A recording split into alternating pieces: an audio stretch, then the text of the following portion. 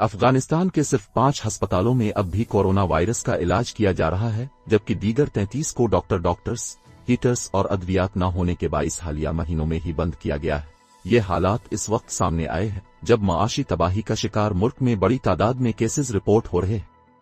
Dawn اخبار کی report کے مطابق کابل کے واحد کورونا وائرس کا علاج کرنے والے ہسپتال میں ایندھن کی کمی کے پیش نظر عملہ صرف رات کے وقت ہیٹر استعمال کرتا ہے، جبکہ یہاں دن کے اوقات میں بھی خون جما دینے والی سردی ہوتی ہے۔ اس دوران مریض بھاری کمبلوں کا استعمال کرتے ہیں۔ مذکورہ ہسپتال کے ڈائریکٹر ڈاکٹر محمد گلیوال کا کہنا ہے کہ انہیں آکسیجن سے لے کر ادویات تک تمام چیزوں کی ضرورت ہے۔ افغان جاپان کمیونیکیبل ڈیزیز ہسپتال کے نام سے جانے والے اس ہسپتال میں 100 بیڈز ہیں، جن میں سے زیادہ تر کورونا وائرس کے بڑھتے ہوئے کیسز کے باعث بھر چکے ہیں۔ ان کا کہنا تھا کہ جنوری کے اختتام سے ہسپتال میں روزانہ کورونا وائرس کے 2 یا 3 نئے کیسز آ رہے تھے، تاہم گزشتہ 2 ہفتوں سے 10 سے 12 مریض روزانہ ہسپتال میں داخل ہو رہے ہیں۔ ٹھنڈے کمرے میں بیٹھے ڈاکٹر گلیوال کا کہنا تھا کہ حالات دن بدن خراب ہو رہے ہیں۔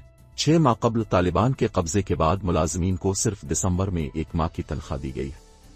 افغانستان کا صحت کا نظام تقریباً 2 دہائیوں سے مکمل طور پر بین الاقوامی عطیہ کنندگان کی فنڈنگز پر چل رہا ہے، جو 20 سال بعد امریکی قیادت میں اتحادی افواج کے انخلا اور طالبان کے اقتدار پر قبضے کے بعد تباہی کا شکار ہے۔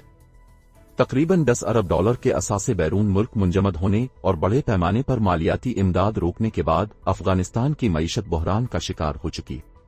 صحت کے نظام میں خرابی کے باعث ملک میں انسانی بحران میں مزید اضافہ ہوا ہے۔ کم و بیش 90% افراد سطح غربت سے نیچے جا چکے ہیں اور خاندان بمشکل ہی خوراک کے اخراجات برداشت کر سکتے ہیں۔ کم از کم 10 لاکھ بچوں کے لیے خوراک کی کمی کے خطرات لاحق ہیں۔ ڈاکٹر گلیوال کا کہنا ہے کہ اومیکرون ویرینٹ کے افغانستان کو بری طرح متاثر کیا ہے، لیکن یہ صرف ان کا خیال ہے کیونکہ اس ویرینٹ کے خصوصی ٹیسٹ کے لیے ملک میں اب بھی کٹس کا انتظار کیا جا رہا ہے۔ وزارت صحت کے ترجمان ڈاکٹر جاوید حاضر نے کہا کہ اومیکرون ٹیسٹ کٹس کو گزشتہ ماہ کے اختتام میں آ جانا چاہیے تھا، لیکن اب عالمی ادارہ صحت کا کہنا ہے کہ رواں ماہ کے اختتام میں افغانستان کو کٹس فراہم کر دی جائیں گی۔ ادارے کا کہنا ہے کہ 30 جنوری سے 5 فروری کے دوران افغانستان کی سرکاری لیبارٹریز میں کورونا وائرس کے لیے 8496 نمونے لیے گئے، جن میں سے آدھے نمونوں کے مثبت نتائج موصول ہوئے ہیں۔